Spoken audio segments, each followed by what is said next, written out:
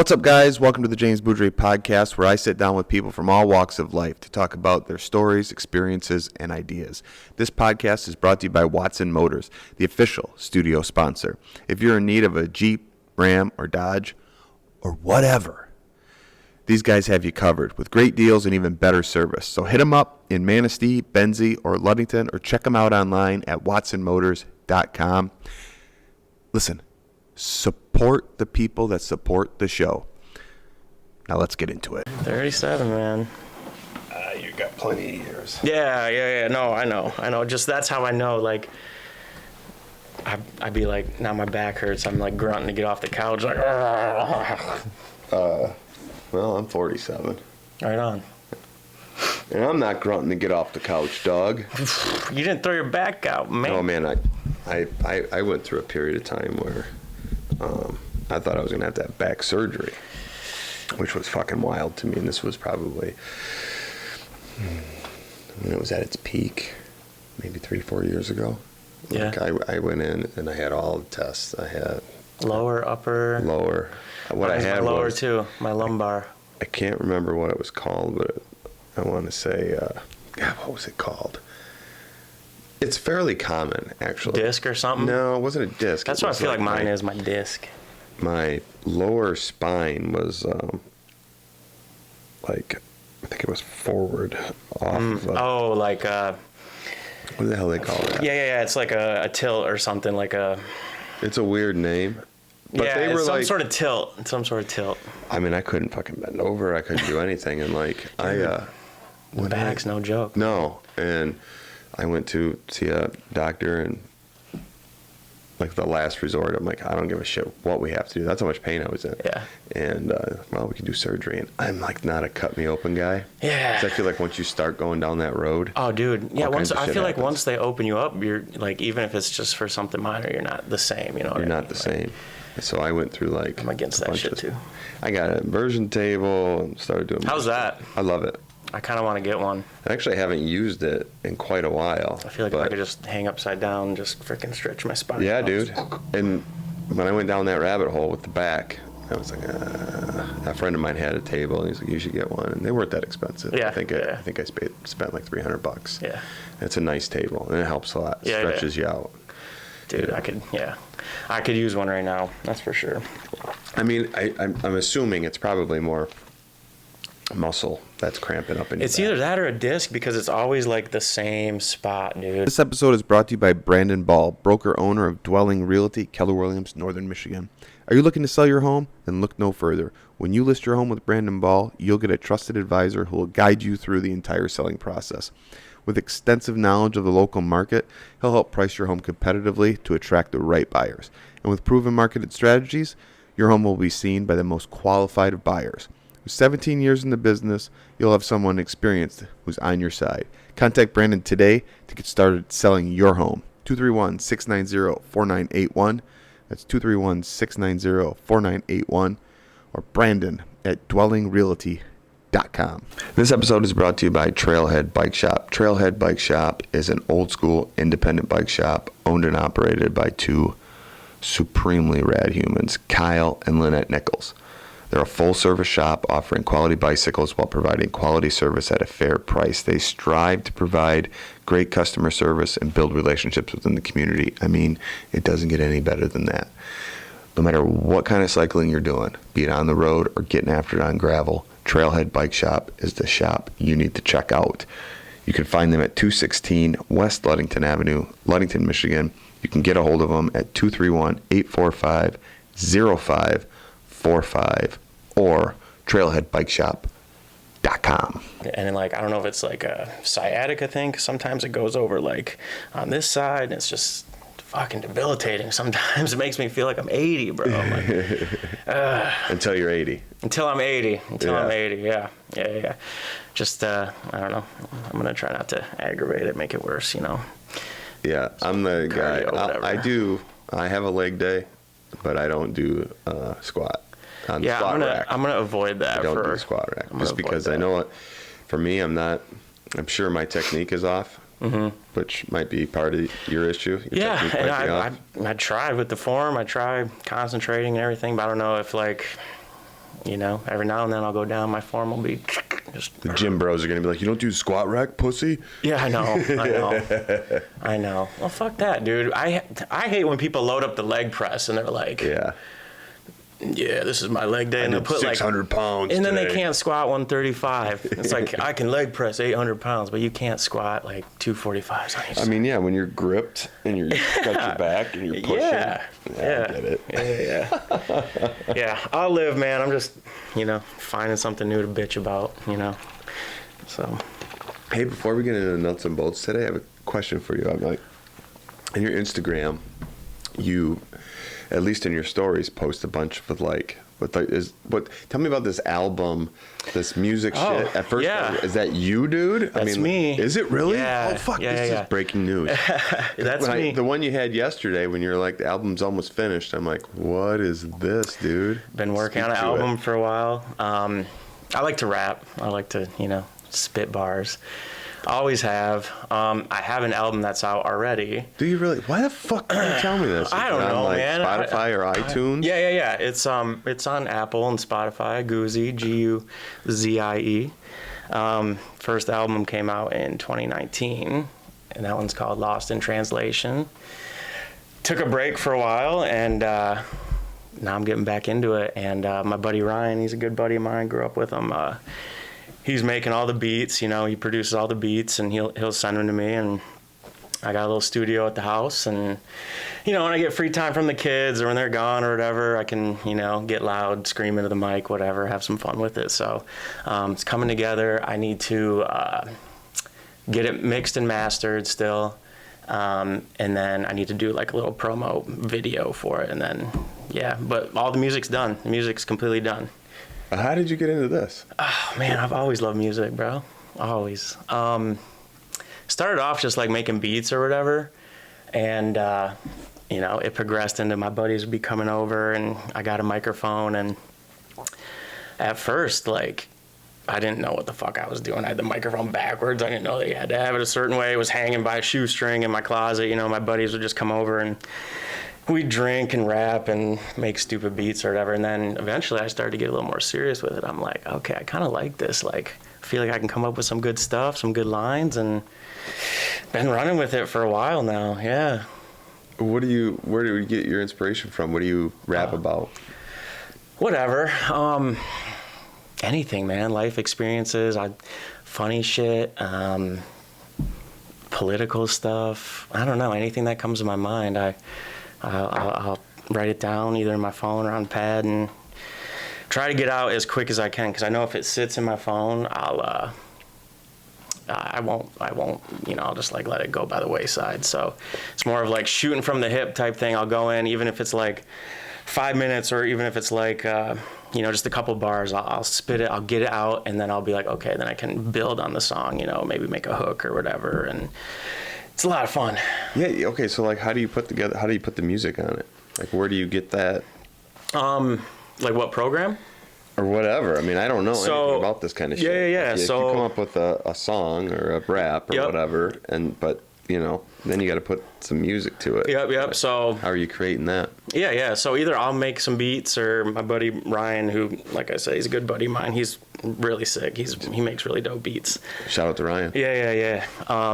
He'll send them to me, and I'll load them up on my computer. I have Pro Tools, and load up the beat and put a mic track on there and record it and do my best to mix it. I'm no professional or anything, so I reach out for help. There's this guy up in Traverse City. He owns a studio up there. He's really dope. His name's Brian Chamberlain. His ear is just amazing. Shout out to Brian. I'm gonna go to him to get it mixed and mastered. So he's really good at what he does. And man, I mean, people like it, they like it. If they don't, they don't. I do it for me and anyone else who enjoys it. So it's a lot of fun though. What the fuck? Yeah. So when did you put your first? 2019. 2019. Mm-hmm. Yep. First official one. I've been making tracks since I was fucking 21, dude. I have so much music that I could probably release 5 albums worth of shit. I mean, a lot of it's gonna be some horse shit, but it's crazy. Now going back to those tracks and listening, just the improvement in quality and just, you know, like honing your craft. I'm sure your first podcast episode was dog shit. Yeah, and then you learn as you go, and you tweak it here and there, and not that these are any better. They're getting better. They're great. What episode are you on anyway? You are going to be 140. Congrats, dude. Congrats. 140. Dude, you're almost at 150. I know. Nice, bro. Nice. I know. I gotta. And you stay consistent, man. I try to. You stay consistent. I try to. I took July off just for getting ready summer. For well, that and the running festival takes a shitload of time. Yeah. So Yeah. Traditionally, I take July off, and then it takes me a minute to get back rolling into things. But I'll usually, like, as far as driver's training goes, I'll kind of take July off as well, or maybe I'll just do like a small segment 2 class or something, because it's the middle of summer. I want to enjoy, you know. We went up to the UP, did some camping. Where'd you go up there? So we went up to the Munising area. Yeah, it was cool. Did like the Pictured Rocks, did some hiking, camped at this place called Otter Lake. Campground was super cool. Hauled a little pop-up up there, and kids had a blast. And Pop-up camper. Oh, good. Yeah. Just a little pop-up camper, you know, just enough for us. But it was fun. It was cool. But I want to stay on the music. Real quick. Yeah. Have you done any like shows? Me and my buddies have done a few up in Traverse City. That's a whole different thing, man. That's crazy. So you got a group? Or just guys that not necessarily a group, just like some buddies who enjoy it as well. One of my buddies, Pat, he likes to rap. He's got a few albums out. He actually lives up in Traverse City too. So we'll, you know, work together on some stuff, and then he'll do his solo stuff, and then I'll do my solo stuff, and then, you know, if we can configure a show, you know, get a few of us out there, we'll go with it. Yeah. It's brave. It's tough, man. I was nervous for my first show. I was like, oh fuck. But then, like, after you get the first song out of the way, just like anything, like after the tip off or the, you know, kickoff in football, you kind of like shake the bugs off, and you're like, all right, let's go, let's get it. So it was kind of cool to like get some of the reaction from the crowd too. On like some certain bars, they'd be like, oh, and I'm like, oh, sick, they're fucking with that bar, nice. So yeah, it's I like it, man. I mean, I don't really like play video games or like do anything like that, so like I picked it up as a hobby just to kind of pass the time, you know. Something, you know, like, I want to create something that's gonna outlive me. Yeah, well, for sure, as long as the internet stays around forever. Yeah. You know, so, it'll be there. Do you get any feedback from? Yeah. Oh man, it's hilarious. So word got out, you know, that I make music. All my driver's training students are like, hey, Mr. G, so you make music? And they like, dude, like, I'll like look at my streams, and like all of a sudden it'll be like a huge uptick, and it's like, I know it's because of these kids, because freaking, you know, word spreads like wildfire, and I'm like, sweet, you know. And they'll ask me, you know, you working on anything new from time to time? So it's pretty cool. It's pretty cool to have their support too. Yeah. So, you know, because they like that shit. So any support is really good support. For sure. Yeah. You know? Yeah, for sure. So what are the top artists that you kind of draw from, or your favorite artists that you listen to? You know, back when I was like first drawn to hip hop, it was like Eminem and Dre, and then like Eminem changed the game for me as far as like his content and his lyrical ability. I was like, holy shit, who is this dude? Like, his bars are crazy. So that definitely inspired me. Kendrick's a big inspiration. He's another one who I feel like has, you know, solidified himself. You know, a couple other dudes like Snoop and all those old school cats. There's this dude, Asher Roth. He's another white rapper out of the Philadelphia, PA. He's super good. Kid Cudi's a big inspiration of mine. He makes me want to get into like singing more, and like rock and like pop. You know, I want to branch out eventually, and you know, I don't want to rap till I'm 90. That would be fresh, though. Yeah, it would be. That would be. Actually, there's a couple old dudes I see on Instagram. I don't know, they're like a couple English blokes. They rap, and it's amazing. They're like in their 70s, and they're like, I've seen them dudes. Dude, yeah, I've seen them dudes. Yes, they are. They're amazing. I'm like, holy shit. They are these fun. dudes. Yeah. So, Yeah, I don't know, a lot of different things, and then I didn't hear Tupac. I didn't hear Kanye. Okay, Tupac. If I'm being honest, okay, I like Tupac. His writing was amazing. His obvious West Coast. He had the Dre production. Biggie. I'm more of a Biggie fan than Tupac. If I had to pick one, if they were gun to my head, pick one, I would pick Biggie just because I feel like I liked his flow a little better. I think Tupac's lyrical content was deeper and more meaningful. He was more of a poet, but Biggie was more something you could throw on at a party and everyone could kind of, and Tupac had those records too. But I mean, I obviously like both of them. But I don't listen too much to them anymore. Maybe when I was younger, I used to. Yeah. I mean, but when I was younger, that's what I listened to. I don't know. Sure. And a lot of the newer stuff that, the kids show me, oh, dude, it's so bad. Yeah. It's so bad. We're old now, dude. I know. It's not fair to them because our parents listening to what we listen to were like, what the fuck? Maybe that's what it is. Maybe it's just my ear getting older, but I'm like, those dudes don't even rhyme anymore. They're just squeaking. Yeah. You know what I mean? I'm that speed rap shit? Yeah, whatever. I get it, man. I mean, I remember my parents throwing on Def Leppard and me being like, this is trash. Oh, this is trash, Mom and Dad. I'm a fan of the Def Leppard. Oh, yeah. Now for sure. But I just remember thinking that, and I don't know. Growing up, I was like, I'm never gonna, I'm always gonna try to listen to what the younger generation listens to, just to see where music's going. And I feel like a lot of rap, I feel like, is not headed in a good place. No, and I think with music, and I'm no expert in music, but I grew up in the 80s. I mean, that was my, the growing up years, kind of cut my teeth in the 90s. Yeah. But music for me growing up, I felt like there was always a shift in culture musically that I guess I'm just not seeing today. But full disclosure, I don't listen to a shitload of music today. Yeah. No, you're right. I spend a lot of time, watching YouTube or listening to podcasts or reading. But when I was younger, it was like the 80s were fast and full of cocaine and Motley Crue and Poison and fucking blah. And then as you got in the 90s, it was when the, Fuck the Police, that real hard, Los Angeles rap scene. And then you got shit like Belle Biv DeVoe and Boyz II Men coming out. Yeah. You know what I'm saying? Yep, so there's all these differences, and then grunge music. Yep. Nirvana. Yes. You get bands like Stone Temple Pilots. I mean, it was just such a. Those are felt like it staple was a variety. moments. Yeah. Yeah. Huge.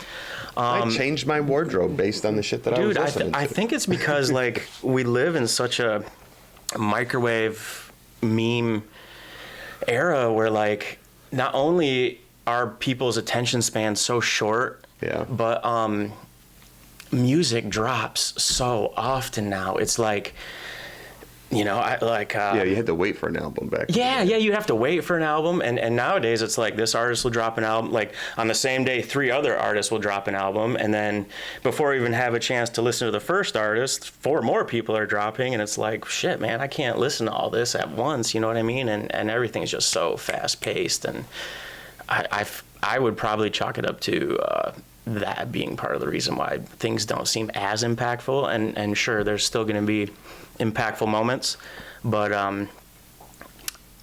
everything is just so abundant and so rapid now, and people need it now, and I blame it on that. I do. Yeah. I take my time. My last album came out in 2019, so I am not dropping every day like some of these dudes. Well, that's the power too of iTunes and Spotify, shit like that. It only takes one person to hear your song. Yeah. Share it. Share it again. Share. Yeah. Before you know it, you're Post Malone. Shit, that'd be crazy. Yeah. Wouldn't that be nuts? Yeah, that'd be nuts. I was just watching an old video of him. One of his first music videos when he's dancing around. He's got no tats. He's got jorts on. Yeah, I've seen that. I know what you're talking about. But again, we said at the beginning, it's don't worry about where you started. Yeah, everybody's a little goofy. It's a little off. And I think creativity is the best at that point. You know, it's like when you start to get picky about shit is when, like, I don't want to say you close yourself off, but like you just like hone in so much more, as opposed to when you're just figuring shit out, you're just like letting shit fly, saying whatever, making whatever type of beats that come to mind. Now I'm like, I want a certain sound, I want a certain flow, I you know, it needs to be this way. It's like, why am I being so picky? I need to go back to not giving a shit as much. Yeah. I find myself falling into that rabbit hole sometimes where I get like picky. Yeah. And I'm like, before I would have just, like, for content, I would have just posted it. Yeah. You know, like, why am I not just posting it, letting it fly? I don't read the fucking comments anyway. Yeah. So okay. Yeah, exactly. Yeah. You know? Nah. You know, or I should say I try to stay out of the comments, because sometimes it's like, what the fuck? Oh, dude, sometimes, like, on whatever, I'll go straight to the comments, you know, because I'm just like... And what are people saying? They're hilarious, though. Some people are so funny in the comments, you know? You know, but, like... Now you can test your content. I don't know if you're aware of that. Yeah. Like especially on Instagram, you can do trials. Oh, really? And yeah, you can post your video in a trial. Mm-hmm. So it goes to non-followers. And then Instagram, you can either wait. Like it just goes out to the... They like send it to people that aren't following you, and you know, to see if it gets traction or whatever. And at a certain point, like after 5 hours in the trial is when you start getting analytics coming in.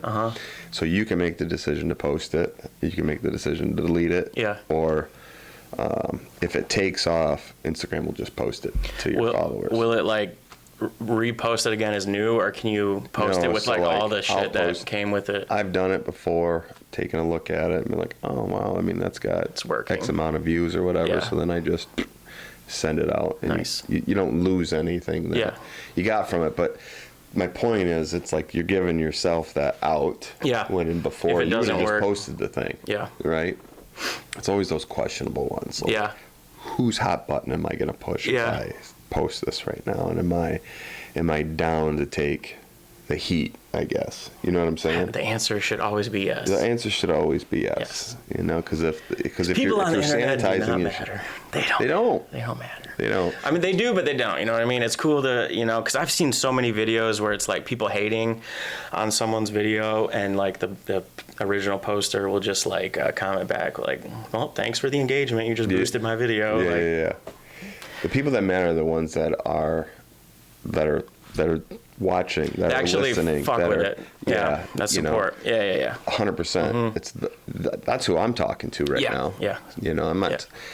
You know, obviously, I want to reach other people and have people enjoy the content, want to listen and engage in the podcast. I mean, this is a passion of mine, but it's also something that, you know, I want to grow. Yeah. So. Yeah. If it reaches them, cool. If they have a problem with it, no big deal, right? It really isn't a big deal. Yeah. It really isn't a big deal. You know, that's like when you were talking about how like all the, you know, the music just doesn't feel like it has anything to it. It's sanitized or whatever. You know, it's a lot like it's almost like we're sanitizing everything today. Yeah, I agree. You know, it's got to be clean and crisp for everybody. Yeah. You know. Yeah. No, no more rawness. No more rawness. And no more rawness. No more raw dog. Yeah, it's like the Cracker Barrel logo. Oh my God. Which I think is fucking hilarious. Wait, they switched it back though. I guess, or they didn't. I don't know. Dude, I don't know. So like, it was hilarious when I saw you the other day, and you're like, dude, it's so ironic that you're wearing that shirt. I didn't know what the fuck was going on. He had a Cracker Barrel shirt on at the gym the other day. Yep. And so I Googled, because I didn't know what was going on. So like I Google it, and then which is like the point of the fact that it doesn't fucking matter. Dude, so I see the uproar, right? I'm like, okay, they changed the Cracker Barrel logo. I don't know. Did they get a new CEO or something? Anyway, they were pissed about the old logo. Why? That's what I want to know. So I don't think... So here's my synopsis. Number one, the fact that we're using oxygen to talk about this. I mean, it's probably past its prime right now anyways. Yeah. Bitch about the food, not the logo. Yeah, also, but I like the food. No, yeah, me too. You know, it's been a minute since I've been to Cracker Barrel, but, you know, there's nothing wrong with, like, an excessive amount of sausage gravy, biscuits, yes, you know, sausage link. I mean... It used to slap. I haven't been there in a while. It's like... I remember playing checkers and... Yeah. I mean, it was a vibe. I don't think it was anything other than doing the same fucking thing that all these corporate companies are doing. They're going away from like these logos that, you know, have a bunch of shit going on, and now they're trying to streamline, make it clean, minimalist, and all that shit. And they're doing the same. I think they were changing up like how the restaurant looked, like going more minimalist. It's like I said, it's been a long time since I've been in there, but it was like an old school fucking TGI Friday. Shit all over the walls, you know. Everybody's got pins on. There's a lot going on. The flares. Yeah, it's in your face. Yeah. And I think the point was just to kind of, you know, They're trying to make it boring. They're trying to make it boring. They're trying to like just sanitized. Yeah. Why do they want to make it look like a damn high class? Like, nah, man. It is what it is. It's the Cracker Barrel. So yeah, it looks like somebody created that logo on fucking Canva. Yeah. but like I read somebody shared a person's post that was like kind of high up in the management tier of Cracker Barrel, and he was saying that the gentleman in the picture, the old timer, his legs crossed, his arm on the barrel, was the founder. Oh. And they just took him off. And he was so there's like some history there. Yeah. It's him. He's the guy that created Cracker Barrel. You know, the name is odd to me. I mean, do you even put crackers in a barrel? I don't know. Or like, is that why they were upset? Is because it's like a racial thing? I don't think or like, so. I don't you know think what I so. mean? I do think that it's like there are too many people that their brains fucking exploded because they changed this thing. Like you said, why would you waste your time and energy on something so stupid? Yeah, and like I think, you know, part of these are the pressing issues, you know? Well, what one hand's doing over here so you don't see what's going on over here. We could go deeper if you want. True. But, you know, part of the issue, I think, which started it all, is that they did this big press release, like, look at what we're doing. Yeah. You know? Rebranded. And again, maybe that should have been a trial reel. Yeah. Maybe it was, and it didn't work, so they went back to the old shit. Yeah, and it got blasted. But yeah, I want all the tin mugs back on the wall and all that shit.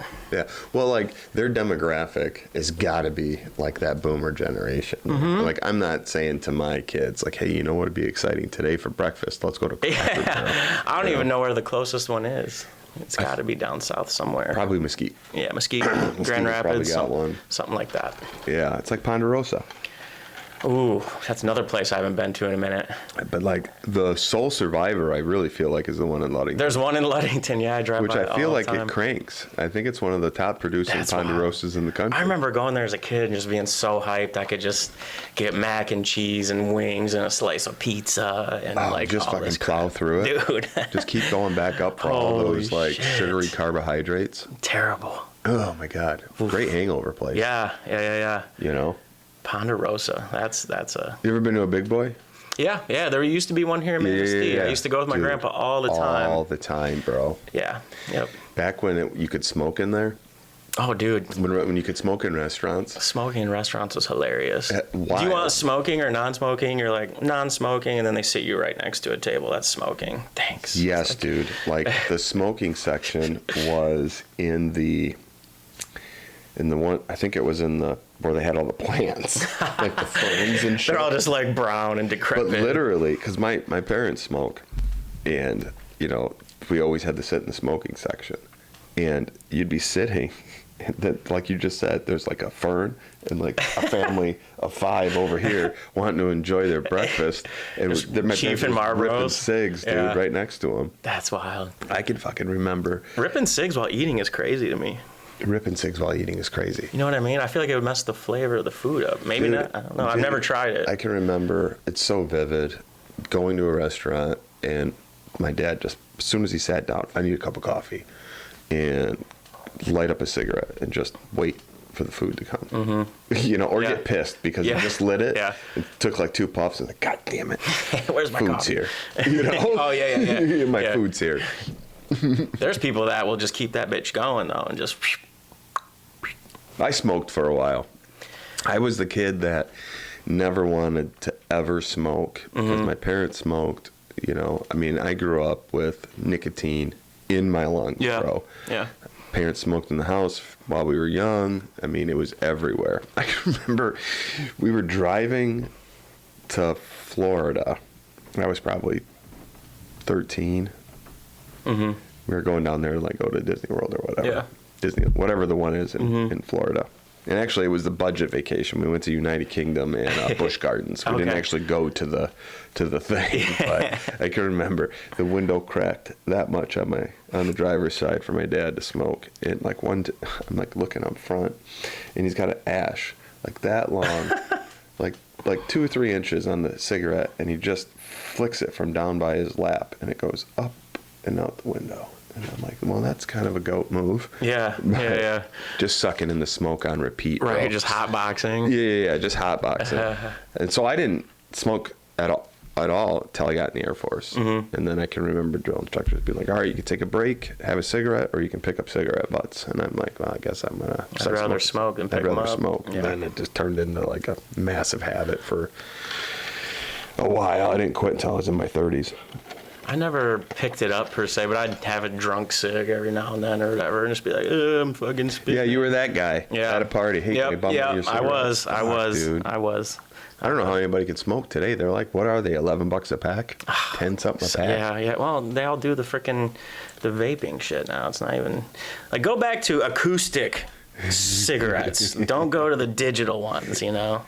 That's crazy too when you can hear it crackling.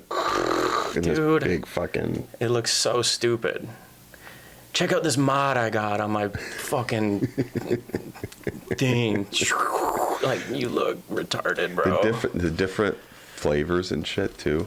Yeah. You know. Yeah. I don't know. I do some things that still aren't healthy. Oh no, yeah, I'm not. My body is certainly not a temple, even though I like to say it is. I like to try to keep it like a temple, but yeah. I mean the beers. Like I keep telling myself, I'm gonna live a little bit.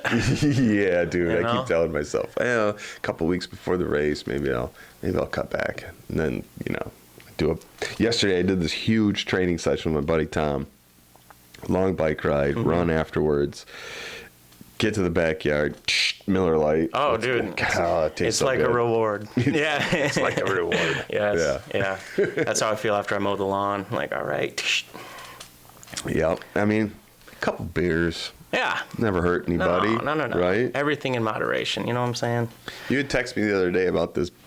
I wrote it down. Biggest Loser documentary. Oh, have you seen that? Did you check it out? It's insane. It's called Fit for TV. It's on Netflix.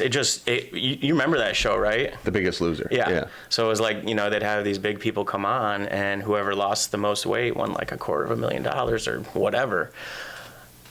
The documentary breaks down like the shit that they made them do and just how insane it actually was, like behind the scenes. Like, they would be like, they would have like temptation contests. So like they'd be losing all this weight, right? And then they'd go into a room like with like piles of cupcakes and shit. And they'd be like, whoever eats the most gets to go home and see their family or whatever. So it's like, it was so messed up, dude. It's so messed up. But you should definitely watch it. Some of the things that they're having them do is just egregious. Absolutely egregious. Yeah, you couldn't do a show like that today. No. People would lose their minds. Plus, the name of it, The Biggest Loser. Yeah, exactly. They were like, it was almost a double entendre. You know what I mean? Like, how, like, I am the biggest loser. You know what I mean? Mm-hmm. Like I don't know if it was a dude who won like the first season or lady, I can't remember, but they were on there and they were like, it's just crazy, like, going around saying, like, I am the biggest loser. Well, yes, I did drop all this weight. They had, like, Jillian Michaels and shit, like, in there. Remember her? She was super hardcore, bro. Yeah, she was, like, screaming at him and stuff. Yeah. And, That is fucked, though. Yeah. Like, because I remember watching the show and being like, man, they are losing a lot of weight. But then when they did this shit where they brought out, like, whatever, cheeseburgers or whatever. Dude, it was so... They go into a room and it just be like... Don't eat it. Yeah.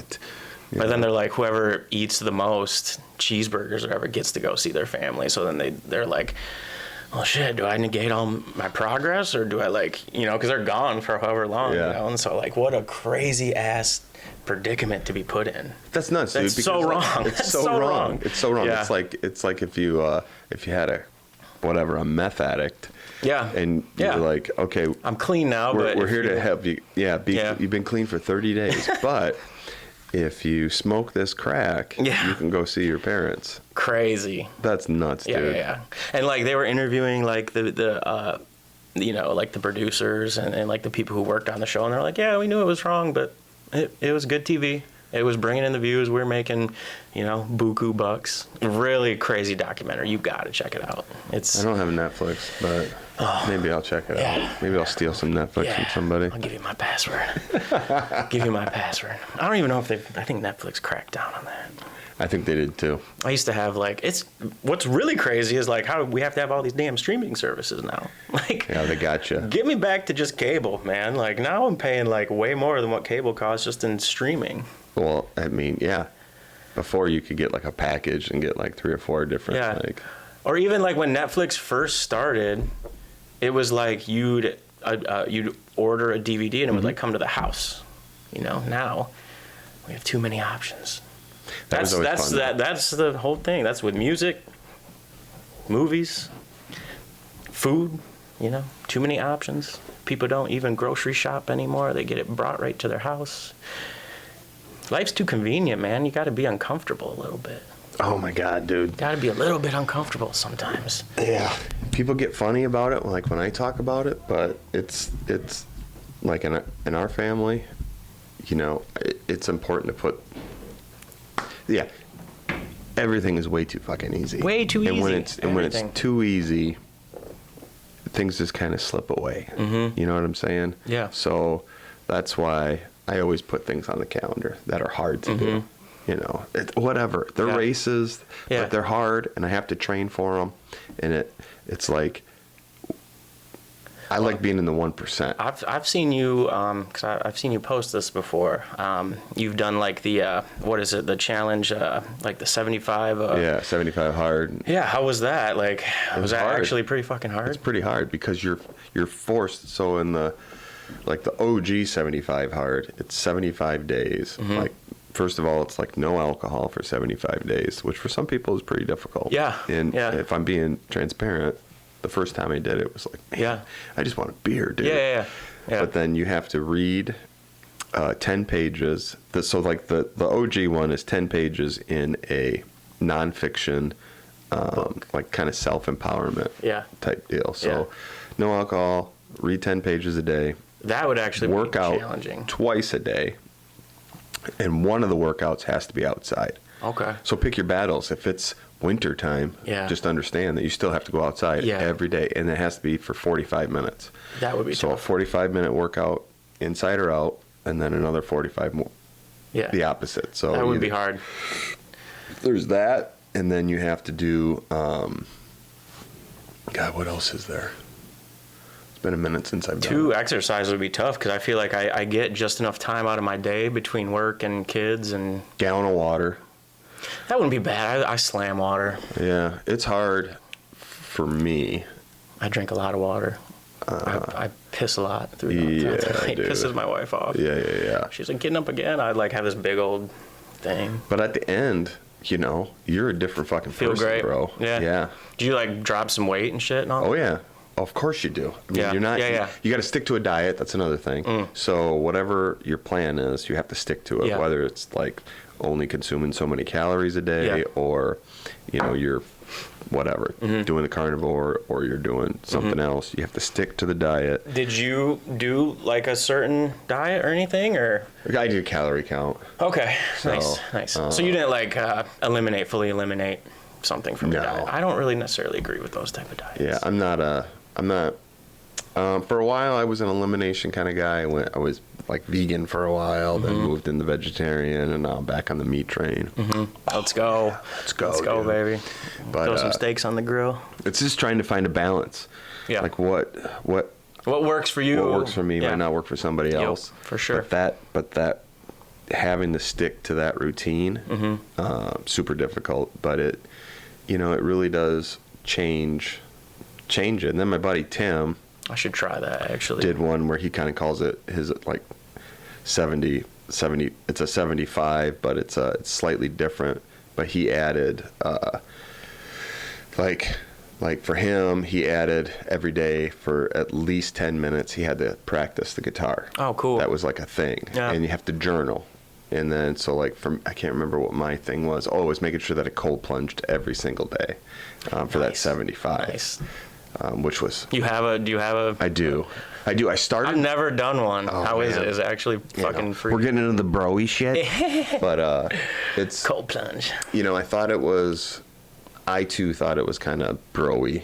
What makes it bro-y? You know, because like the people that promote it are like the, you know, fitness influencers, you know, Joe Rogan, shit like that too on his podcast. And so people... It's pretty popular though. It's very popular.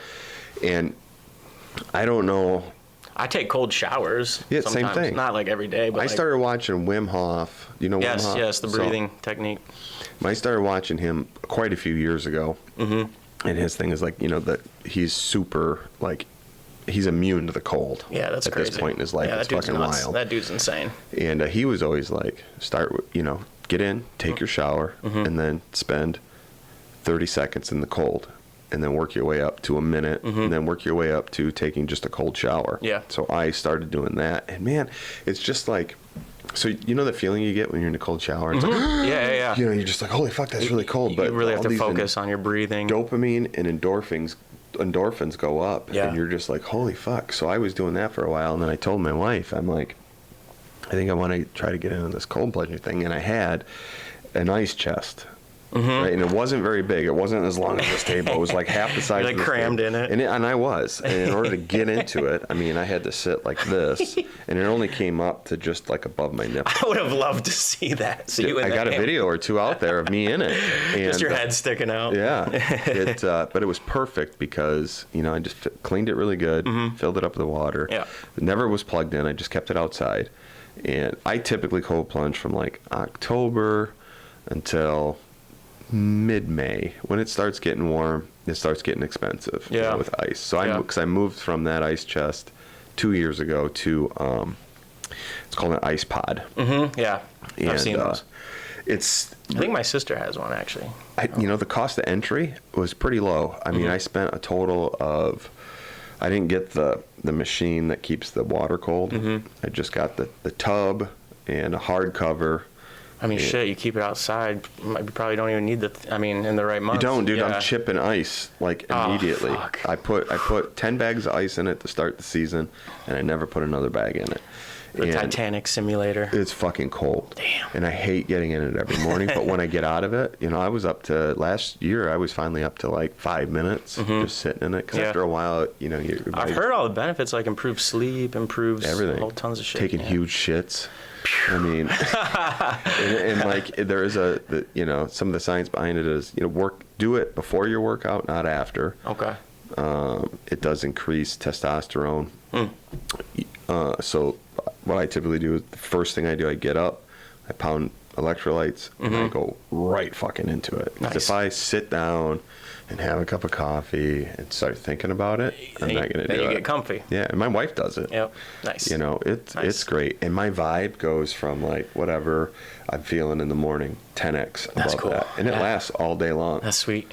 Yeah, I strongly encourage it. Yeah, I'll have to look into it. I don't know, maybe I'll just start jumping in Lake Michigan. Yeah. I still do that in the wintertime every now and then. I'll just go to the beach and dive in. You got a wetsuit? Well, I do, but I don't take the wetsuit for that. You don't? No, I go in to get the juice, man. Fucking raw dog it. Holy shit. That's nuts. Yeah. That's a game. I mean, so I'm doing the Ironman in 2 weeks. And are you really? Yeah. Right on, bro. Where's that at? Fingers crossed. Frankfurt. Okay.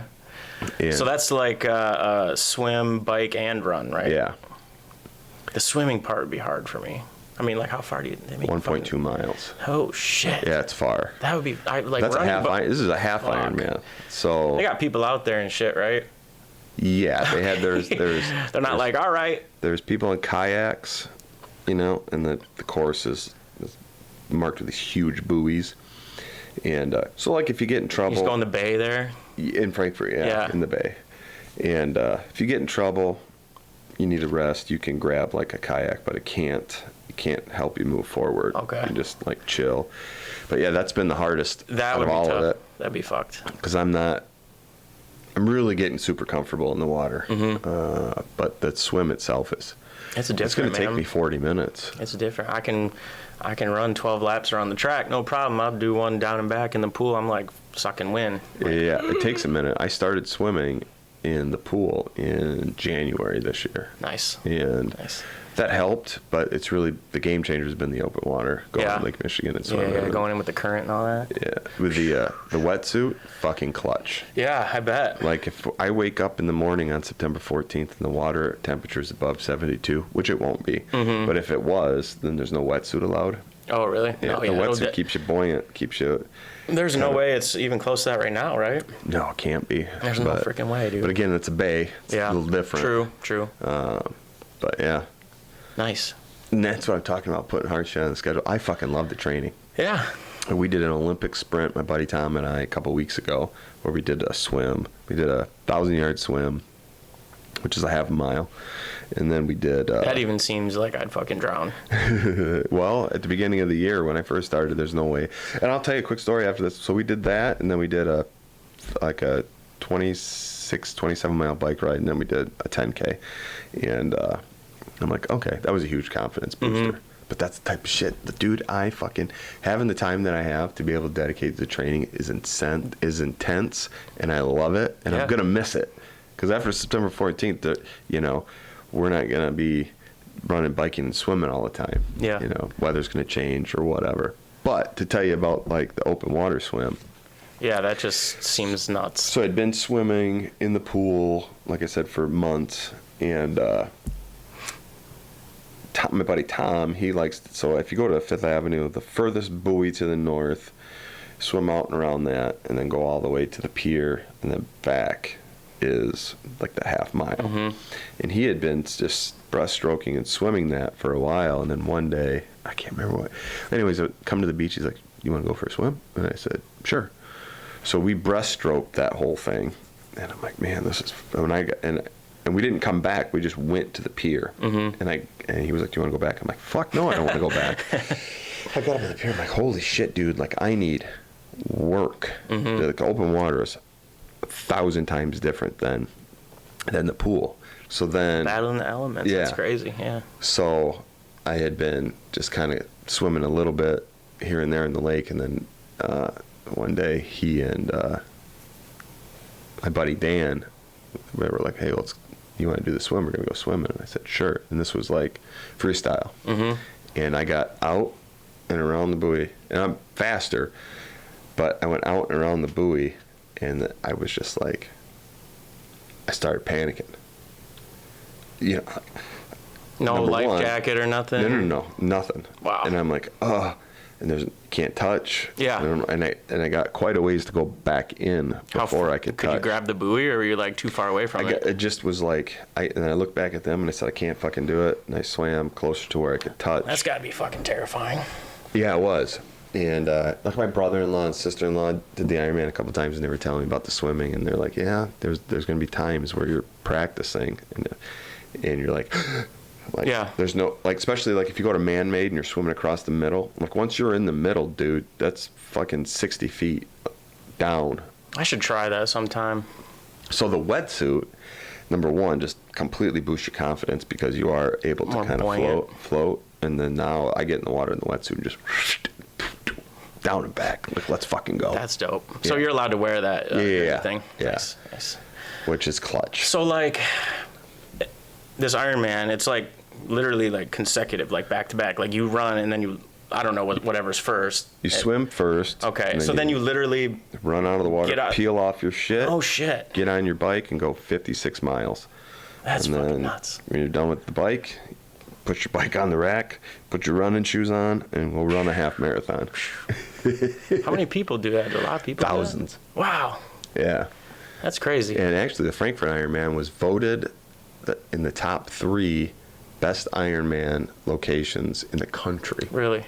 For the half Ironman, for the 70. I've always known it's been a thing, and I've known, like, a lot of people do it, but, like, damn, that's a lot of people who are out there. It's wild, getting dude. After it. Yeah, and I'm sure people probably come from all over. Yeah, all over the world. That's dope. Yeah, all over the world.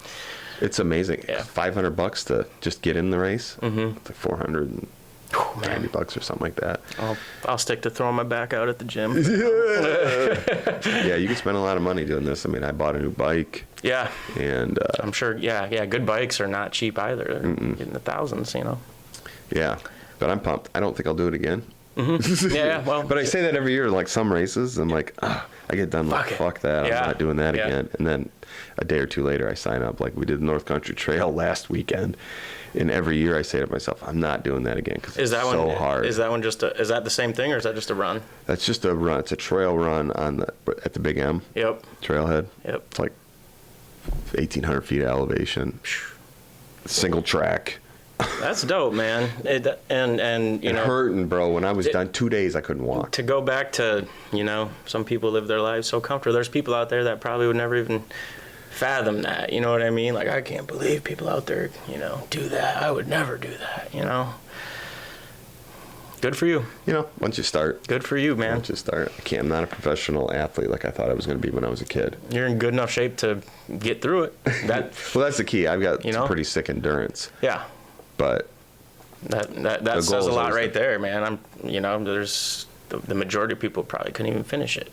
The goal for me, I consider myself in pretty good shape, and I'd probably fucking struggle. Well, you got to build up to it. Yeah. You got to build up. I'm not gonna go right from the bar and be like, all right, let's get it. That's the thing though. Like with that run, that was my first ever half marathon I did up there, and then my first ever marathon I did on that trail, and that fucking marathon cooked me, dog. I went in it, because I don't typically carry water or anything on these runs because there's aid stations. But for that one, I was like, all right. You have a Camelback or something? I had, a vest that carried 2 big water bottles. And I was like, I was going to do the fucking thing where I'm like, hey, all right, mile 1. Oh, yeah. And I, because it was such a big undertaking, I'm like, this would be cool to document it. Yeah. And I got to like mile 15-ish. Yeah. My phone, I locked myself out. I was sweating so much. The fucking code didn't fingers work. Couldn't even fucking. And I remember I took off my vest at some point, threw it out. I took off my shirt, threw it out. And I ate 2 burritos at an aid station. They have burritos at those motherfuckers? Oh, yeah, dude. On the marathon, there was cheeseburgers, pizza, whatever. That's nuts. Trail running is fucking... Dude, as far as I'm concerned, that's where the elites show up. Yeah. Like, you run a marathon or a half marathon on the road, it is half as difficult Easy peasy. as it is to do it out there on that trail. I got to, like, one of the last aid stations, and this dude, volunteer, God bless him, he looked at me, he's like, you all right, bro? My eyes were like, yeah, fine. What the fuck? Of course I'm fine. But I know I look like hell. And then that one, it took me a week to feel normal afterwards. Wow, but that's insane. I love it. Yeah. The endorphin kick, man. Good for you. That's impressive. That's impressive. I mean, I know how good I feel just after an hour and a half workout.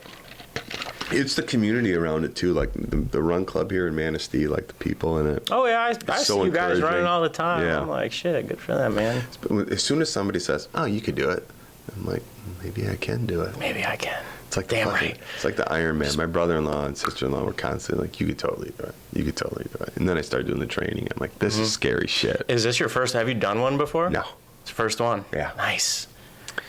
Get that cherry popped. For sure, dude. Let's go. It's gonna take me, at a minimum, my goal is to be 5 hours, 59 minutes, but... That's insane, just of straight exercise. Yeah, well, when we did that Olympic, it was, How many calories you burn? A lot. Yeah. A lot. I feel like on the bike, my goal is to eat somewhere between 1,800 and 2,200 calories before I get off the bike. That's insane. And that's all like wafers and fucking granola and shit. Bars and God.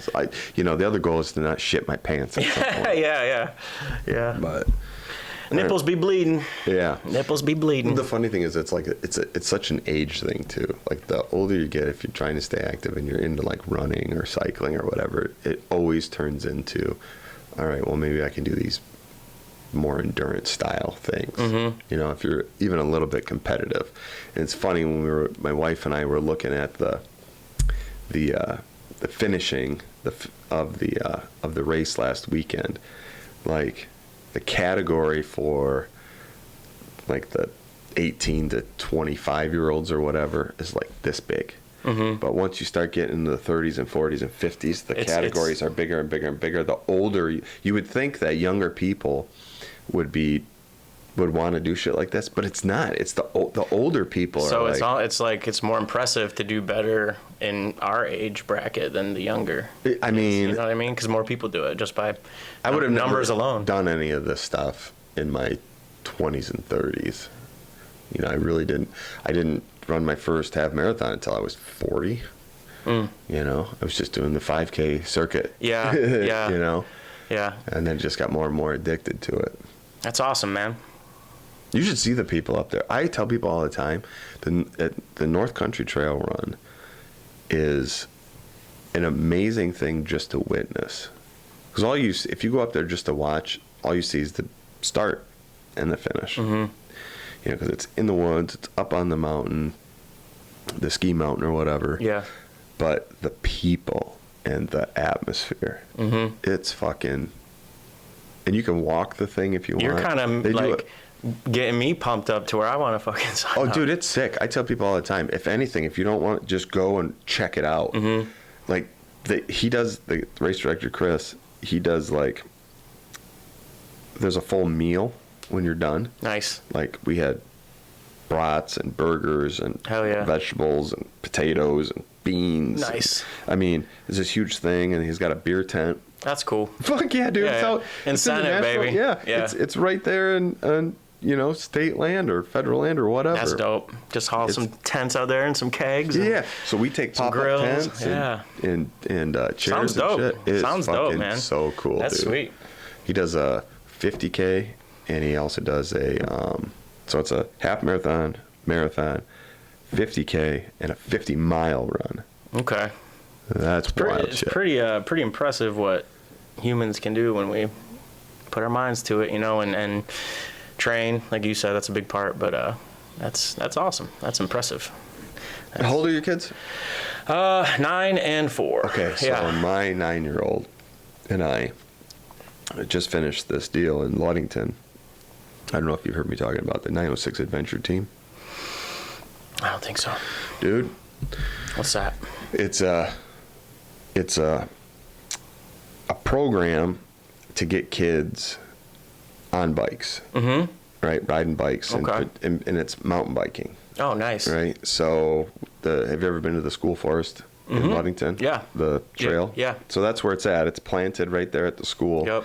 And you're talking. Is it paved? Is it a paved trail? No. Okay, I'm thinking of a different one. You're thinking about Cartier Park. It's the part that's paved. Okay, that's what I'm thinking of. Yeah. Okay. So we rode in there, which also has trails, but predominantly in the school forest trail system.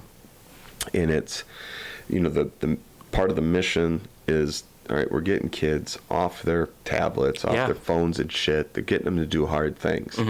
And so I volunteered, and my daughter participated, and it was broken down in age groups.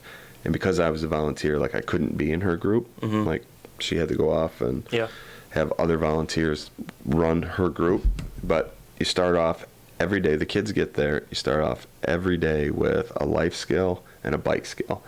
So you're teaching kids, like, what is grit, what is resiliency, what is, you know, we did one where it was like a you versus you, like, what do you think that means kind of thing. Yeah. And, you know, you fall off your bike. Well, nobody's going to just, like, pick you up and coddle you. Yep. You got to get up, brush Keep off going. the dirt, get back on your bike. That's awesome. Teach them how to check their bike for I'm issues. gonna have to look into that. I'll fucking give you the stuff, dude. I'm doing it again next year. It's great. Yeah, that's dope. We rode, which doesn't seem like a lot, but we rode, like, I think on average, like 6 to 7 miles a night in that trail system. And then we branched off to other trail systems in Ludington. I was in the older kid group. I think it was like 12 to 14. You know, and just teaching these kids these things and getting them out, and getting them on their getting bike. them active, getting them off their tablets. I told my son the other day, I'm starting to do this new thing where it's if there's no physical activity, there's no digital activity. That's clutch. So the other day, it was nice out, and we went to the high school, went to the track. He asked to get on his iPad, and I was like, all right, we're going to do something first. We went to the track. I was like, you are going to do a mile. I said, I'll do it with you. I said, you don't have to run the whole thing. I said, I just want you to finish without stopping. I said, I'll run next to you, and then I'll walk next to you when you want to walk. And, you know, it was kind of funny. We started off doing it. And so he actually ran the first lap without stopping, ran the first lap. And then we get to the, you know, the finish line of the first lap. And he goes, Dad, how long is a mile? And I'm like, it's 4 laps. I'm like, so there's 3 more. So then he's like, oh, 3 more. I'm like, yeah. I'm like, we're going to finish, though. We're going to do it. And I said, if you want your iPad, you're going to finish this without stopping. And lo and behold, he did the whole mile without stopping. Super proud of him. Obviously rewarded him with what I told him, you know, he could have. But I'm starting to do this where it's like, you know, if there's no physical activity, no digital activity, you're not just going to be a couch potato. I don't care if you go out and jump on the trampoline. You know, get outside, do something, and then you can, you know, chill a little bit. So, yeah, he did it. It was a lot of fun. Took my daughter too, and she's hilarious. She just takes off sprinting, right? She doesn't know how. She takes off sprinting. She's in front of us both and makes it like 100 meters. And she's like, Dad, are we done? I'm like, nope, not done. Man, I wish so badly that our kids had it the way we had it growing up. And it really comes down to parenting kind of like that. You know, like get outside and go. You know, I say this so often. That gentle parenting shit. Yeah, I mean, you know, there's something. I understand you're having big feelings right now. Yeah. But Daddy's gonna have even bigger feelings if you don't get your ass outside. You know, not that our parents didn't love us or don't still love us. No. I can remember my mom being like, "I get up at breakfast, get out of the house." Yeah. You know, I don't want to see you until lunchtime. No, that's you know, go get into something. Go get on your bikes. I got into so much shit when I was a kid. Man. If there were iPhones back then. A lot of trouble. Do you remember the show Jackass? Yeah, of course. With Johnny Knoxville. I was in like 5th or 6th grade, and that show was out. And so me and my buddies would go around town playing Jackass, you know, and we'd like, you know, we didn't have phones to like film each other or anything, but we'd be like, hi, I'm Michael Guzikowski, welcome to Jackass. And then like, I'd be in a shopping cart, my buddy would like push me over a curb and like, just did stupid shit like that, you know? That was a lot of fun. Sketching. Yeah. Do that behind cars. Yep. Oh my God, dude. You ever Ding Dong Ditch? Remember that? Of course. Dude, there was one time. TPing. Yeah. So I remember one time we were ding dong ditching and like, we do it in town, you know, it was super easy. And then one time I was at my buddy's house who lived like out in the boonies.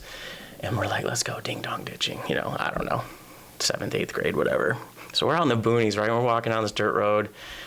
Best piece of advice I could give people, if kids still do that, is don't fucking do that to people out in the country. Okay? We knock on this dude's door. And so, you know, you go and run behind a bush because you're waiting for him to come out because you're like, oh, this is hilarious. He's going to answer his door. No one's there. Dude answers the door and, like, doesn't see anyone's there. It's late at night. He's like, who the fuck's here? He's, like, cursing stuff. Hear him cursing, yada, yada. Closes the door, goes back inside his house, comes back out, opens the door, has a rifle, and he starts to walk around his yard. And we're, like, in his yard, like, hidden behind, like, some bushes and shit. So I'm like... This is not turning out the way we thought it was going to. Shit, I'm going to get shot. Luckily, he didn't find us. We were like, dude, I was quiet as a mouse. Like, literally, like, you could hear a pin drop, you know what I mean? And looks, you know, scours around his yard with a fucking rifle and goes back inside. And as soon as he went back inside, we hightailed it back to my buddy's house. And we're like... holy shit, never again. But that's just some of the dumb shit we used to do back then, you know? Yeah. Like, I don't know if we would have really got shot. Maybe the dude would have seen it was a bunch of kids, but, like, it was enough to scare the shit out of us. Right. Fuck, man. Just little things, like just getting together and playing basketball or football. I just don't see it anymore. Like, no. I'll drive around, go down to the beach. Basketball court's always empty. Yeah. Yeah, that used to be the thing, man. We had a court at Duffy Park. You know where the senior center is. Yep. Well, you don't have that basketball court there now. Yeah. All right. That wasn't there. Okay. Directly across, before you turn on the right when you turn on the Ford Street. If you're coming down St. Mary's Parkway, going west, and then go to turn south on Ford Street. That corner there, before all those houses were built, was not a full court, but it was, I don't know, probably a little bit bigger than a half court deal. 2 9-foot rims. Nice. Dude. Yeah, I'm sure it went down. I'm sure it went down there. There were days where there was 40 dudes there, That's 40 the kids, and we're playing 5-on-5. Winner keeps playing. I love that. You know, we were bringing kids up from other cities. Yeah. Come up to play up here. Yep. You just hear about it. Dude, and like you just meet new people. You know what I mean? It was a good way to meet new friends and all that. I remember doing all that shit. I remember going to football games when I was, little, younger, elementary, whatever, 5th grade, 6th grade, whatever. And then we'd be playing our own football game, like, watching, like in like the field or whatever next to the football field, just watching it and yeah. It's nuts. I could be sensitive here. So like playing at Duffy when I was a kid, I can remember realizing that it doesn't matter the color of your skin. For sure. And I say this is kind of funny. I remember it was like a sophomore. I was probably a sophomore in high school, and these two brothers moved to Manistee, African American. Yeah. I want to say it was either Jerome or Tyrone. I think it was Jerome and Tyrone. The last name was Hightower. Fucking awesome kids. Yeah. But like the older brother, I can't remember which name was who, but the older brother was like, as a sophomore, was touching 6 foot. Yeah. Right. And the younger brother, like a year younger, was like 5 foot nothing. Yeah. But I can remember my buddies. Quick little shit though. But we were all, as soon as we met them, we were like, oh fuck. Like whose position are they going to take? Yeah. You know? Yeah. Just like being. Or like who's got to guard them? Yeah. Because, you know, as a kid, especially growing up in the 90s, like these guys are probably like Allen Iverson and fucking. Yeah. You know what I mean? Yeah. Well, especially where we Turns grew out up. they sucked at basketball. Oh, really? But they could jump. Oh, yeah. That's funny. You know, That's the older funny. brother could dunk, but he couldn't shoot for shit, couldn't dribble. And we were just like, we're going to be all right. Don't Dude, worry about it, guys. So I went to States for track my junior and senior year for the 4x1 relay. See, you're a runner. Yeah, sprint for short distances. I remember we get down there. We get down to state, right? The state finals, and we're like thinking we're the shit because we made it. And we get, we're 4 corn-fed white boys from Reed City, and we get down there. We're running against dudes from like Detroit Country Day, like Flint Powers. Their quads are like this big around. Yeah. Dude, we showed up and got our boots smoked. Yeah, got our boots smoked. Like I thought we were dope for like, making it. We're dope for our area, for our conference, but it was nothing compared to like what we had to compete against in the state finals. I didn't even know that type of shit existed at the time. Yeah. I was like, holy fuck, I thought we were awesome. We got like the school record. Like we aren't shit, Yeah. So the state's big, the country's big. It's a whole different ballgame. I saw Chris Webber play in high school against Cadillac, like basically paid to have Country Day come when he was a senior. And he destroyed them. Not one time did he dunk a basketball. No, he probably didn't have just to. Yeah. tossing up threes like crazy. Yeah. And I don't even think he tied his shoes till the second half. That's hilarious. It was nuts, bro. That's funny. And that guy, the Fab Five. How old are you when the Fab Five was coming up? Oh, were they late 90s? Yeah. The best. Yeah, bro. like 4th grade, probably 3rd grade. Yeah. Yeah. So I was playing high school basketball when they were in college, and Manistee was blue and gold. Mm-hmm. So we had like the gold unis and the blue unis, just like Michigan. Yeah. And we all were like wearing the black low socks, just trying to emulate them. Yep. Fucking the King and Rose and Weber and Howard. Yeah. And they had dudes like Dugan Fife and I'm missing it now. It's been a minute, but it was like I could not miss a game. They ran shit. Yeah. And then it the swagger. It translated over to the bad boys, the Pistons, you know. So yeah. Yeah, I'll do that shit. That's what I do on YouTube is I just pull up and I'm typing like 90s NBA basketball. Dude. Oh, dude. Get the fuck out of here. I can't even watch like NBA, like current NBA anymore. And maybe when it gets to the finals I'll watch it, but like dudes just sit there and they'll shoot it from like 3. They don't even like drive anymore. They don't dunk it. They're not aggressive anymore. No. You know? Yeah, the dunks are wild when they're wide open. Yeah. When they're fast breaking. Yeah, there's no one around them. But 90s basketball, bro. Mm-hmm. I'm that guy that says there's no fucking way that these guys today could play back then. Mm-hmm. No. That's why I will always, and no shade to LeBron, but that's why I'll always say that MJ is Jordan's the best. He's the GOAT. Above anybody, period. He could play in any generation. Mm-hmm. Yeah. He'd make it work. Yeah. He I mean, granted, you know, when he went to the Wizards, that was way after, you know. He still fucking scored like he did 18 points a game. He won all of his championships with the same team. With, you know, he didn't like, and again, LeBron's great. Don't get me wrong. He's an animal, but like, you know, he went from Cleveland to Miami to, you know, he's moved around a lot, and MJ never did that. That's why. That's why he's got it in my book. And his playing style to me was just better. LeBron's just kind of a brute. MJ had a little bit more finesse. A little more finesse and a shitload more fire. Mm-hmm. Mm-hmm. Like I haven't watched. And the dude was a degenerate gambler. How dope is that? You know what I mean? With everything. Yeah. Yeah. With everything. Exactly. There's a skit. I don't remember what the skit was. It was like, or maybe it wasn't a skit. Somebody was talking about MJ. Like a guy was like an usher. They were throwing. Oh, the dice. The dice. Yeah. Yep. Oh God, what would that was in some documentary I watched. But yeah, I know what you're talking about. The dude with the. And he's won. like the dude who's like there's like a picture of him going like that. It's like a famous picture. The dude had like crazy hair and stuff. He beat Jordan, and then he got pissed. And then he kept up in the. Yeah. And then Jordan like took a bunch of money. From him and was like, "Hey, I'm gonna need you." Yeah. I mean, you just settle up on that. That's hilarious. That's hilarious. Because you didn't want to fucking lose. That's amazing. But I don't know. Oh, shit. I don't know. Oh, man. The other thing I wrote down that you had texted me was unhealthy hospital food. Dude, this is just something that just popped in my head the other day. And it's so ironic.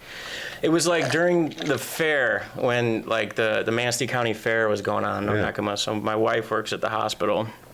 And she's like, yeah, you know, for lunch they had like corn dogs and funnel cake and like, you know, fried foods and this and that. And I'm just thinking like, how ironic is that? Like, can you imagine being like laid up in a hospital for like, I don't know, a heart problem or something, and down at the cafeteria we just got a nice funnel cake for you. Yeah. You know, go ahead, go down, get you a funnel cake and some corn dogs, and there are people go back up and lay in your bed. I just found that so ironic. No, I mean, you know, shit. I guess if I was dying, I'd want a fucking corn dog too. But yeah, I mean, my last meal. If I knew it was my last meal, you know, I would. I'd probably go deep. Yeah. But like, I just found that ironic. Like, oh, okay, just hooking them up. I mean, that's another kind of hole to go down is the whole health system here in America. Well, and everywhere really. But to your point, you know, you go in to the hospital to try to get healthy, right? With whether it's a broken arm or you had a heart attack or fucking, you know, whatever, and then the food that they give you kind of counterintuitive to. Yeah. But I don't know, man. I have a weird like thing with hospitals. Like, I just try to stay out of them at all costs. Like, unless I'm absolutely dying sick, dude, I do not go to the hospital. Like, I feel like that's like, if you go there, you stay there. You know what I mean? Like, you know, I know a lot of people in healthcare, and I have family members in healthcare. I'm not saying like, you know, doctors and stuff try to, you know, pull the wool over your eyes and everything, but it's just, I don't know, man, something about being in a hospital and going back to surgeries and stuff and getting opened up. I feel like once you start messing with your body like that, I just feel like it's never the same. You know what I mean? Even something, and I don't know, this might be bad advice, but like, okay, colonoscopies, right? Yeah. I feel like even like going in to get that done, right? And then whatever, they find some polyps, they go and they take them out or whatever. I feel like that could like mess with your natural chemistry, it's weird. I get it, know? But and I'm not against any of that shit. I'm not like Western medicine man, but you know, I think that it's just like, a weird place to be to like, I get they're trying to make you better, but at the same time it's like, are they trying to get you to stay there too? No. You know what I mean? I don't think they're trying to get you to stay there, but I will say you got about 7 years, and you need to have your colon checked. My butthole looked at. I did the shit in the box thing. Yeah. Oh. Which is clutch. Yeah. So you didn't actually like have to go in and have No. I mean, I was like, what? So when I had my physical last year, I said to my doctor, I'm like, hey, I think it's time that I got to get my colon checked or whatever. And I said, what's the easiest route here? I don't want to have to go in. And he's like, well, you can do the box thing. And I'm like, okay, I heard about that. Well, you know, what's that about? So anyways, I did. I got so like when you get the box though. It's like a whole kit. It comes to your house, right? It comes to your house. Huh.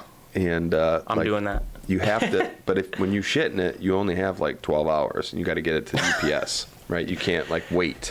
That's crazy. I had to pump myself up, bro. I kept telling my wife, like, I don't know if I can fucking do this. But it's like this thing. It sits on the toilet seat. It's got a bucket in it. Oh my God. And I shit like a raccoon most days. Yeah. So it's like, bah! Yeah, no problem. But when I finally worked myself up to it and did it, then you pour this like solution. You gotta fucking stir your shit up. You gotta play with your own poop, huh? But dude, it was a steamer, bro. And I was like, okay, so once I do this, I'm taking it to UPS. So I did it. That's the craziest boxed part. it up. Man did like handed it. And the UPS drop off is at Jack Pine. Yeah. So I'm just like, insane. I know it's still warm. Insane. Set it down, give it a little tappy tap, and say, see you later. Slap a Fragile sticker on it. Yeah. And then like, I don't know. And then a week later, 2 weeks later, I got an email said everything's fine. You're clear. They can tell just from that, huh? Yeah, and then wow. Because I did that, I have to do it every 3 years or 5 years. But if you go in and they knock you out and they go up your butt and check everything out, and there's nothing there, then you can wait like 10 years, I think. Yeah. I probably head that route too. I'm gonna shit in a box. I'm gonna take a box of shit to UPS and send it in. Yeah. It's a game changer. Yeah, I don't need a camera up there. I don't need someone playing around up there. And I don't like the the knockout medicine. Yeah, no. That shit's scary to me. Yeah, I've had my appendix out, so I guess that's the only time I've ever been put out, and it was weird. I had appendicitis, and so like my appendix was getting ready to rupture. And how'd you know? Fucking hurt, super bad. Like my side just felt like it was gonna explode, and like I just toughed it out for like a day, and then the next day, like it was like my side was just fucking swollen, and so I like finally tell my mom like, hey, I think there's something wrong. I was like 16 or 17 at the time, so they take me in and whatever, scan me up. And did they do the thing where like it only hurts when you pull your finger off of it or something? I heard that was like a thing where they press on it. Yeah, nothing hurts, I can't remember. But as soon as you take it off, it's like, oh. Yeah, it was something like that. But then they're like, so your appendix is the size of your pinky, and yours is 4 times the size of what it is.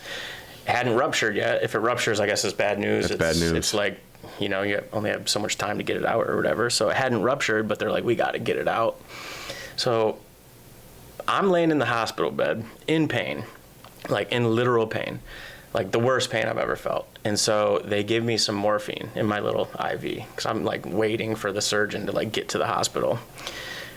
I tell you, morphine, man, wow, that, Jesus Christ, I can understand how people are addicted to heroin. I would not care if I died right then and there. So anyway, I'm getting wheeled in to the, the operating room, and literally they're like putting me on the table, and as they're doing that, this other dude comes like running into the surgeon, and he's like, we have to put this kid's appendectomy on hold because a girl just came in and she got kicked in the spleen, and her spleen ruptured by a horse.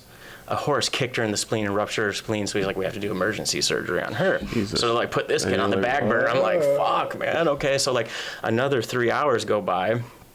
I'm on the morphine, they're just giving me the drip.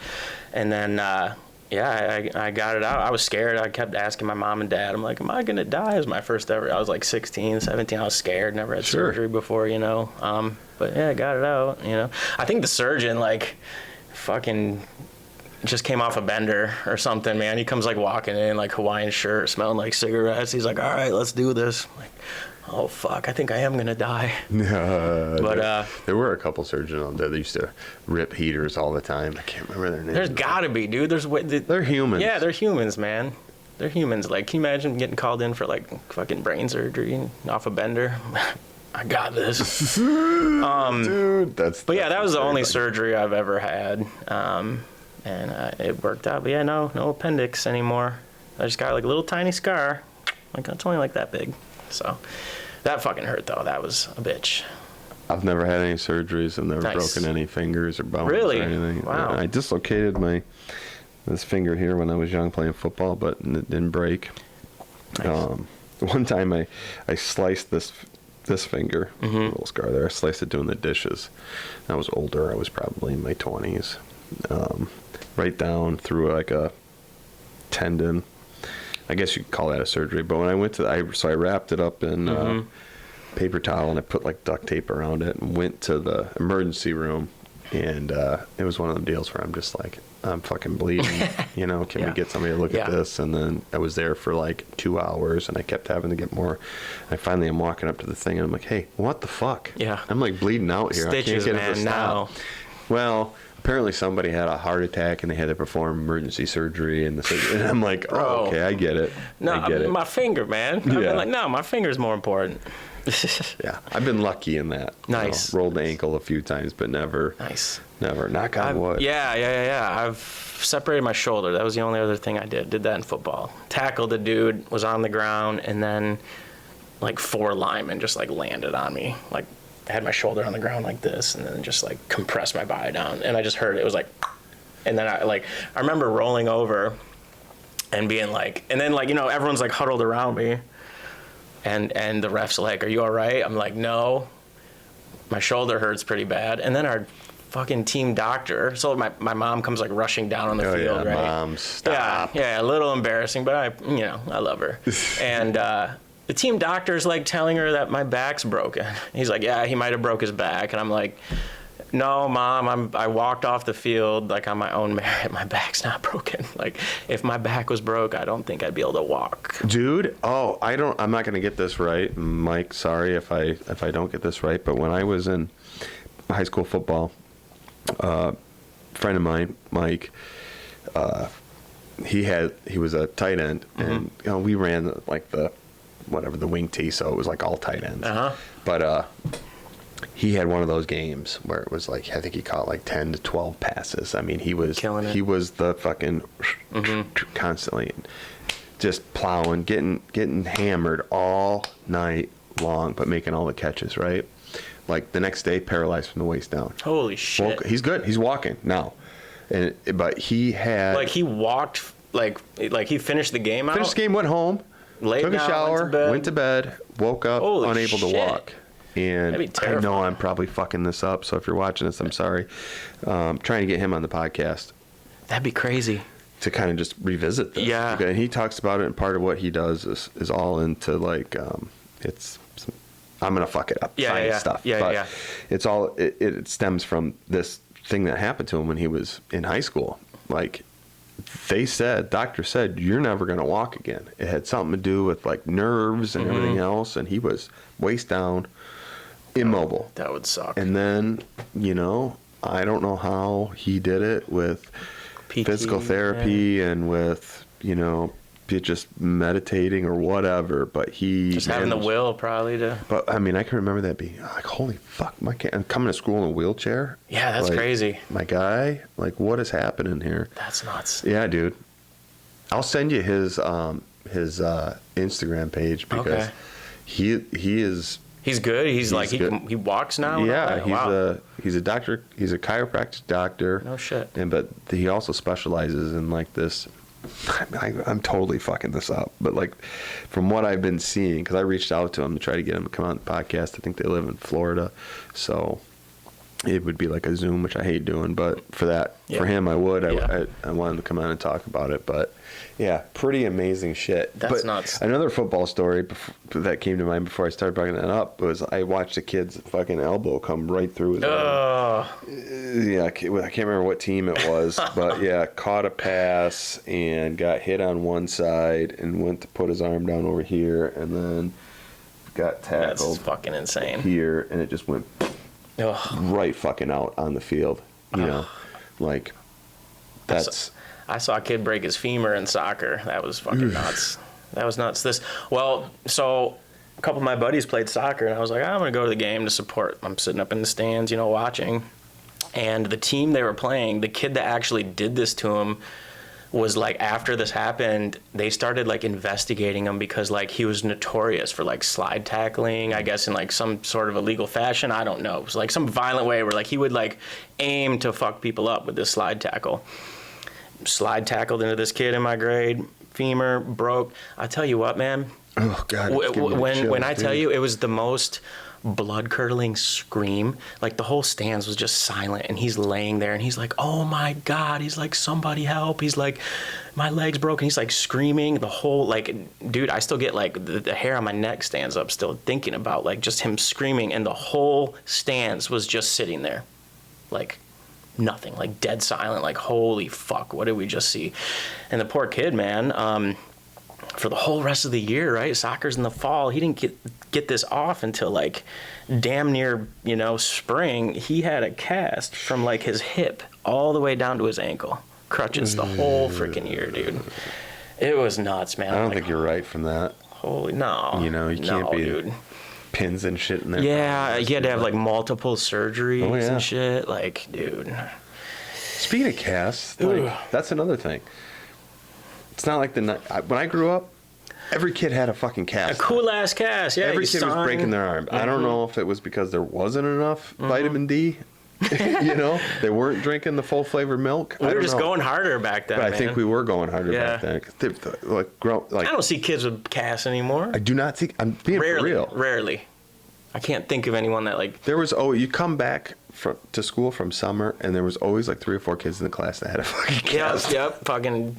Yeah, and it was always something like. I built a ramp and tried to take my bike off it, you know, some cool shit like that, you know, some badass shit. So, yeah. I mean, I'm not trying to tell kids to be dangerous, but I mean, sometimes you just gotta rip it. Get on your being dangerous is badass. What's more badass than that? I don't know, man. No. You definitely got to be, you know, careful. But shit, we used to do all sorts of. What is So I'm on Spotify. Mm-hmm. How do I find you? What's it? Guzie. And then it's Lost in Translation is the album. Okay. Hold on. Laugh Now, Die Later. That was 2019. So Lost in. Yep. The new one, hopefully, I got to put it out before fall. Lost in Translation. Yeah, the new one is going to be lit. I'm kind of pumped because I haven't put anything out in a while, so I'm going hard on Download. Thanks, man. Appreciate it, bro. Add to library. There he is. No, I'm going to listen to this shit, dude. Cool. So I don't know why the fuck you didn't tell me about it. I keep looking at your Instagram stories and shit, and I'm like, he must be like he's got a friend that's making an album, so he's helping. I keep it semi low key. I don't know. I don't go around like, hey, I'm a rapper, you know. But yeah, man, I love making music. It's fun. It's fun, especially when I got the house to myself and I can really scream and yell into the microphone how I want, you know. And my daughter's finally getting to the age where she's a little more independent now, you know, because like most of the time, you know, just like this, you want it to be quiet, you know. She's not coming in to interrupt as much.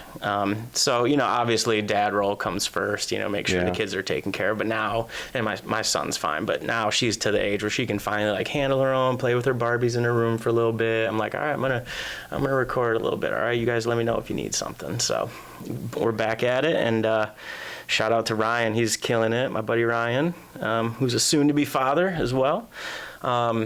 So yeah, it's I love it, man. Like I said, I just want to make something that's gonna outlive me, and have fun while I'm doing it. You know, I'm not trying to blow up or, you know, I mean, if someone wants to throw $1 million at me for a record, I'll take it, I guess. But I'm just doing it because I like to rhyme words. You know, it's fun. Guzie. The album is Lost in Translation. Give it a listen. I'm gonna listen to it today, dude. It's been rad. Yeah. Thanks for coming on. Yeah. Appreciate you. Goodbye, everybody.